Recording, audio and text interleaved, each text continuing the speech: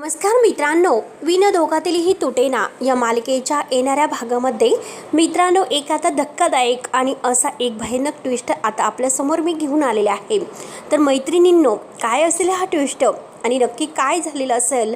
आता ही स्वानंदी नसताना चिंगीच्या जीवाला, परंतु एक रणरागिणी स्वानंदी संघर्षासाठी जीव देणारी आपल्या चिंगीला आणि स्वार्थासाठी आता ही जी माणुसकी विसरलेली माणसं आहेत तर त्यांना मात्र आता ह्या काय वेगळ्या धडा शिकवणाऱ्या स्वानंदीचं म्हणजे एक भयानक रूप आता ह्या धक्कादायक ट्विस्टमध्ये आपल्याला कसं बघायला मिळणार आहे ते मात्र आपण सविस्तर या व्हिडिओमध्ये पाहणार आहोत। नक्की चिंगीच्या जीवावर बेतलेला हा प्रसंग आणि स्वानंदीने आवाज उठवून न्याय देणाऱ्या ह्या चिंगीला काय न्याय मिळून कसा दिलेला आहे आणि शेवटी तिच्या पोटातील बाळ वाचून समोर आता ह्या सगळ्यांचे चेहरे कसे उघड केलेले आहे आणि ह्या सगळ्यावर खुश होत मात्र आपल्या स्वानंदीला प्रेमाचा प्रपोज करणाऱ्या समरची करुण कहाणी, आता हे सगळं काही या व्हिडिओमध्ये आपल्याला सविस्तर बघायचं आहे। त्यासाठी मित्रांनो शेवटपर्यंत हा व्हिडिओ नक्की बघत राहा आणि जर तुम्ही आपल्या चॅनलवर नवीन असाल तर चॅनलला सबस्क्राईब करण्यासाठी मात्र विसरू नका, जेणेकरून तुम्हाला अशीच डेली ट्विस्ट पाहायला मिळतील। मित्रांनो हे बघा, आता समर काही कामानिमित्त बाहेरगावी गेलेला असतो।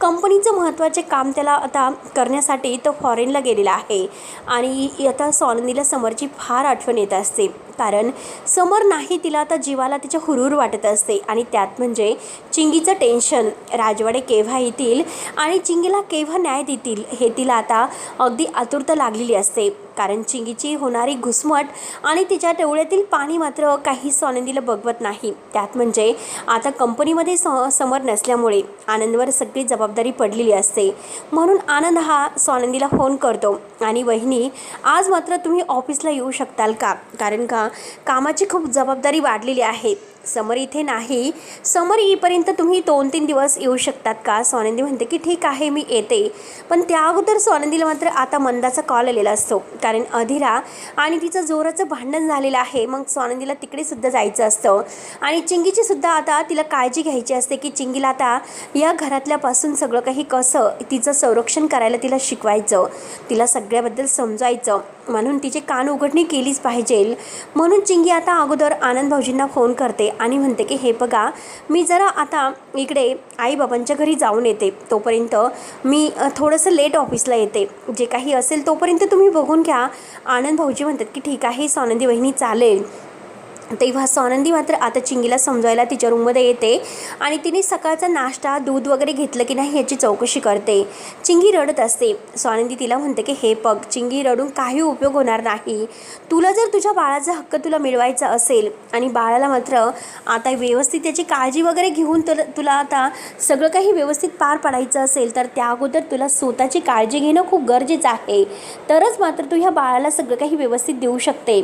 त्यानंतर मात्र आता लगेच आणि हे बघ चिंगी मी तुला अगोदर एक गोष्ट सांगून ठेवलेली आहे, एकतर मला ऑफिसमध्ये जावं लागणार आहे, मी घरामध्ये नसणार आहे आणि एकतर घरामध्ये आजी आणि आता हे 3 धृत लोक राहणार आहे, त्यामुळे जास्तीत जास्त तू त्यांच्या संपर्काच्या बाहेर जर राहिली तर बरं होईल, कारण ती मलिका काकू, आयुष्मान, अर्पिता हे तिघे तुला कसं आहे माहिती आहे, त्यामुळे तू जास्तीत जास्त तुझा वेळ आजींच्या रूममध्ये घाल, आजींना काय हवं काय नको याकडे लक्ष देत राहा आणि आजीला सुद्धा तुझी मदत होईल आणि तुला सुद्धा आता आजीची मदत होईल, त्यामुळे तू आता आजीच्याच रूममध्ये जास्त राहा। आणि आयुष्मान, मलिका काकू यांनी जर तुला काही काम सांगितलं तर प्लीज त्यांच्या फक्त काम ऐकत जा, बाकी त्यांच्याशी काही बोलण्याचा प्रयत्न करू नकोस, जेणेकरून तुला त्रास होईल। चिंगीला ती खूप काही समजावते, तेव्हा चिंगी हो हो म्हणत असते। त्यानंतर आता स्वानंदी इकडे सरपोतदारांच्या घरी येते आणि तेथे आल्यानंतर आता मंदाची कटकट सुरू होते। मंदा म्हणते की बघितलंस का तुझ्या म्हणजे वहिनीचा हा प्रताप आहे, कारण तिला तर मूल होऊनच द्यायचं नाही, मला ती वाटेल तसं बोलली, कारण माझा काही हक्क नाहीच का त्यांच्यावरती आणि नातवंडांना सांभाळण्याची आताही माझं वय आहे, मग तूच सांग स्वानंदी मी काही चुकीचं वागते का? त्यावरती आता मंदा बोलतच जात असते। स्वानंदीला फार राग येतो, स्वानंदी म्हणते की हे बघ आई तू चुकतेस, कारण बाळ केव्हा व्हायचं आणि केव्हा होणार नाही ही फक्त जबाबदारी त्या बाळाच्या आईची असते, बाळाला केव्हा जन्म द्यायचा काय करायचं सगळे बाळाचे हक्क त्याच्या आईला असतात, त्यामुळे तू प्लीज प्लीज मध्ये बोलत जाऊ नकोस. आदिरा तशी योग्य म्हणजे चांगली विचाराची मुलगी आहे. तिला काय करायचं काय नाही ही तीच निर्णय चांगले घेऊ शकते. त्यामुळे तू प्लीज तिच्या आड येऊ नकोस. मंदाला आता फारच राग येतो. ही स्वानंदीसुद्धा कायमच आदिराची बाजू घेते. परंतु त्याच वेळेस आता स्वानंदीला आता पुन्हा ऑफिसमधून फोन येतो. आनंदचा कॉल असतो म्हणून घाईने तिला ऑफिसमध्ये निघून जावं लागतं. तर इकडे मात्र आता आजी आणि चिंगी एका रूममध्ये असतात. चिंगी आता आजीजवळ खूप रडत आहे आणि तेवढ्यात मात्र आता आजीला कोणीतरी म्हणजे काहीतरी काम आहे म्हणून मुद्दाम खाली बोलावलं जातं. आणि आता ह्याच गोष्टीचा फायदा मात्र मलिका काकू अंशुमन यांना घ्यायचा असतो. मलिकाने आता अंशुमनला चिंगीची खूप गोड वागण्यासाठी सांगितलेलं असतं. कारण हे बाळ आम्ही स्वीकारणार आहोत. ह्या बाळाची काळजी आम्हालासुद्धा आहे. त्यामुळे तू काही असं म्हणजे काळजी करू नकोस. आणि समर आल्यानंतर त्याला काय सांगायचं आहे हे तर तुला माहितीच असेल. मग प्लीज समर दादाला असं काही सांगू नको जेणेकरून आम्ही ह्या बाळाचा स्वीकार करू. तर आता मलिका म्हणते की हे बघ अंशू तुला असंच तिच्याशी बोलून तिला खाली आणायचं आहे. आणि तोपर्यंत मात्र आम्ही पायरीवर तेल सांडून ठेवतो आणि जेणेकरून या पायरीवरून चिंगीचा पाय घसरेल आणि चिंगी मात्र खाली पडेल आणि तिच्या पोटातील बाळाचा मात्र म्हणजे येण्या अगोदरच मृत्यू होईल आणि आपल्या मागची कटकट जाईल. कारण समर जर आता परत इथे आला तर आपल्याला काही करता येणार नाही. कारण ती स्वानंदी आणि समर अंशुमनचं लग्न आता चिंगीशी लावूनच देतील. मग हाच आपल्याला एक योग्य असा चान्स आहे आणि आता ही संधी आपल्याला वाया घालवायची नाही. जे करायचं आहे तर ते अगदी लक्ष देऊन करायचं आहे. जर काही आता झाले नाही तर अवघड होईल. अंशुमनचं आयुष्य बर्बाद होईल. म्हणून आता ती अंशुमनला समजावते. तर अंशुमन आता चिंगीला म्हणतो की चिंगी चल मी तुझ्या म्हणजे तुझ्यासाठी खाली एक मस्त सरप्राईज ठेवलेला आहे. तुझ्या बाळासाठी आपल्या बाळासाठी आणि तुझ्यासाठी. चिंगी म्हणते की अहो पण मला आजींच्या रूममध्ये त्यांची काय त्यांना हवं नको काय बघायचं ना आहे. तर अंशुमन म्हणतो की आजी कुठे इथे आहे. आजी तर बाहेरच गेलेली आहे ना. मग ती आल्यानंतर तू परत तिच्या रूममध्ये ये. तोपर्यंत आपल्याला चान्स मिळेल. आपण दोघं एकत्र गप्पा करूयात. मस्त बाळाविषयी आता नियोजन करूयात. त्याच्या भविष्याचा विचार करूयात की काय करायचं काय नाही.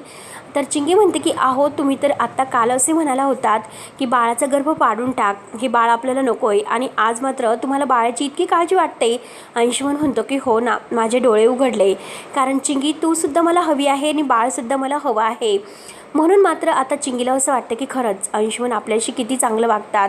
परंतु स्वानंदी वहिनीने आपल्याला सांगितलेलं आहे की आता ही माणसं काही पण करू शकतात. आपण आता काळजी घ्यायला हवी. त्यांच्याशी आता म्हणजे सगळं काही हुशारीने वागावं लागेल. आणि तो चिंगीला घेऊन आता खाली येतो. तोपर्यंत मलिकाने मात्र तेल सांडलेलं असतं आणि अंशुमन जोरात मात्र तिचा आता पायात पाय घालून तिला बरोबर खाली पाडतो. चिंगी त्या पायरीवरून आता तेलावरून आता पाय घसरते आणि पुन्हा आता जोरात जोरात पायरीवरून कोसळत ती खाली येते आणि जोरात ती किंचाळते की माझं बाळ मी पडले. आणि तेवढ्यात आता आजी हे सर्व पाहते. आजीला फार मोठा धक्का बसतो. आता अंशुमन तर बाजूला जाऊन हसत असतो. आता अर्पितासुद्धा. परंतु आजीने हे सर्व पाहिलेलं असतं की नक्की यांचेच एक कारस्थान आहे. आजी जोरात अंशुमन असं ओरडते अरे नालायक नराधमा तुझी हिंमत कशी झाली चिंगीला पाडून देण्याची. आणि तेवढ्यात आता मलिका धावतच येते. मलिका नाटक करत म्हणते की आजी काय बोलतात अंशुमनचं का नाव घेतात तुम्ही. अंशुमन तर इकडे आहे आणि अंशुमन कुठे काय केलं त्याने. अंशुमन खाली आहे. आणि मलिका म्हणते की अरे देवा काय लागलं. चिंगी आता बेशुद्ध होते. चिंगीचा श्वाससुद्धा रोखला जातो. चिंगीला काही बोलता येत नसतं. आणि तेवढ्यात मात्र आता मलिकाला असं भीती वाटत असते की चिंगी तर मेली तर नसेल ना. नक्की काय झालं असेल. आणि चिंगीने मात्र आता काही तिच्या जीवाचं बरं वाईट झालं तर काय होईल. म्हणून मात्र आता लगेच ती धावत धावत आता लगेच ॲम्ब्युलन्सला बोलावते आणि चिंगीला हॉस्पिटलमध्ये न्यावं लागेल याची ती पूर्णपणे सोय करते. त्यानंतर मात्र आता घाईने मात्र आता सगळं काही त्यांच्या अंगावर न येण्यासाठी त्यांची तयारी सुरू असते. चिंगी बेशुद्ध पडलेली असते. आणि त्याच वेळेस आता आजी मात्र स्वानंदीला फोन करते. स्वानंदी लवकरात लवकर हॉस्पिटलला ये. चिंगीची परिस्थिती खूप बिकट आहे. तेव्हा स्वानंदीला धक्का बसतो. स्वानंदी म्हणते की चिंगीला काय झालं. आई तुम्ही काय बोलतात काय झालं नक्की. म्हणजे चिंगी व्यवस्थित तर आहे ना. तर मलिका काकू रडण्याचं नाटक करते की आपली चिंगी गेली असं म्हणत असते. त्यानंतर स्वानंदी घाईने वाऱ्याच्या वेगानेच आता हॉस्पिटलला येते आणि हॉस्पिटलला आल्यानंतर चिंगीची अवस्था पाहते. चिंगीने पोटाला हात लावलेला असतो. स्वानंदीला असं वाटतं की चिंगीच्या बाळाला तर काही झालं नसेल ना. नक्की काय झालं असेल आता हे सगळं काही विचारायला हवं आहे. म्हणून मात्र आता स्वानंदी आईने चिंगीच्या जवळ येते. चिंगी बेशुद्ध असते. स्वानंदी चिंगीसाठी देवाला हात जोडते. देवा काही कर, परंतु ह्या निष्पाप मुलीला काही होऊन देऊ नको आणि तिच्या बाळाला सुद्धा.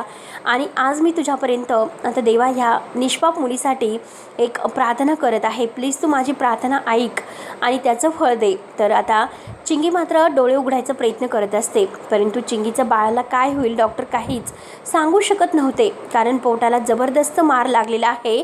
चिंगीचं बाळ वाचेल किंवा नाही वाचेल हे मला काही कळणार नाही असे मात्र आता सांगितलेलं असतं. त्यानंतर मात्र आता लगेच इकडे अंशुमन मलिका हे चिंगीचं बाळ गेल्याचं कधी फोन येईल आणि कधी आपल्याला ती बातमी ऐकायला येईल याची वाटच बघून असतात. परंतु आता होतं काही वेगळं. देवाचा चमत्कार असं होतं की चिंगीच्या पोटातील बाळाला काहीच झालेलं नसतं, कारण चिंगी आता शुद्धीवर सुद्धा आलेली आहे आणि चिंगीची अवस्था आता या नराधमाने अशी केलेली आहे. चिंगीला सगळं माहिती झालेलं असतं की अंशुमनने आपल्याला ढकललं, अंशुमनने आपल्याशी असं वागलं. स्वानंदी वहिनी आपल्याला सांगण्याचा इतका प्रयत्न करतात, पण तरीसुद्धा आपण स्वानंदी वहिनीचं काय ऐकत नसेल. आपल्याला हे म्हणजे लोक इतका त्रास देतात. आता काही झालं तरी मला स्वानंदी वहिनीच्या कानावर हे सर्व सांगावंच लागेल की अंशुमनने मला ढकललं आणि त्या पायरीवर कसलं तरी तेल वगैरे होतं. म्हणून मात्र आता चिंगी अंशुमनचं नाव घ्यायला सुरुवात करते. तेव्हा अंशुमन मलिका आणि हे सगळेजण तेथे समोरच उभे असतात. तेव्हा चिंगी काही आता घाबरत नाही. चिंगी म्हणते की वहिनी मला तुम्हाला काही सांगायचं आहे. आज मात्र माझ्या बाळाला मारण्याचा कट रचला गेला. तेव्हा स्वानंदी म्हणते की चिंगी सांग, जे काही सांगायचं आहे ते लवकरात लवकर सांग, कारण मला माहिती आहे की नक्कीच कोणीतरी काहीतरी केलं असेल. मला फक्त हे तुझ्या तोंडून कबूल करायचं आहे. किती काही झालं तरी आता हे सगळं सत्य माझ्यासमोर यायलाच हवं.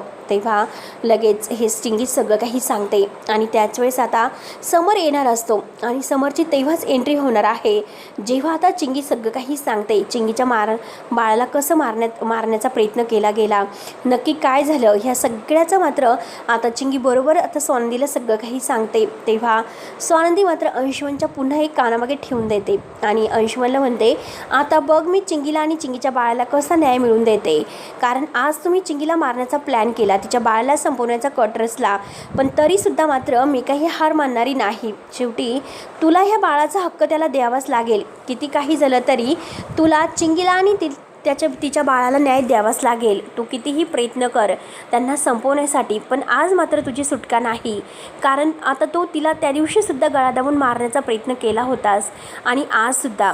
त्यामुळे आता मात्र तुला चिंगीबरोबर लग्न करावंच लागेल. आणि तेवढ्याच समर तेथे येतो आणि समर आता सर्व काही ऐकून तो अंशुमनला म्हणतो की हो तुला हे लग्न करावंच लागेल. चिंगीला तू आता इतकं मारण्यासाठी निघाला होतास, तिच्या पोटातील बाळाला संपवण्यासाठी तू कट रचला होता. तू नालायक हैवाना, अरे राक्षस आहे की काय आहे. इतकं सगळं होऊन सुद्धा शेवटी तू इतका राक्षसासारखा वागूच कसा शकतो. तेव्हा अंशुमनची पूर्णपणे बोलती बंद झालेली असते आणि मलिकाचे हात तर टेकलेले असतात. तर मित्रांनो आता ह्या न्यायाविरुद्ध लढणाऱ्या स्वानंदी मात्र मलिका, अंशुमन, अर्पिता यांची कशी जिरवते हे बघणं आता खूपच इंटरेस्टिंग ठरणार आहे. तेव्हा मित्रांनो पुढील व्हिडिओमध्ये काय होतं हे आपण नक्की बघूयात. तोपर्यंत धन्यवाद.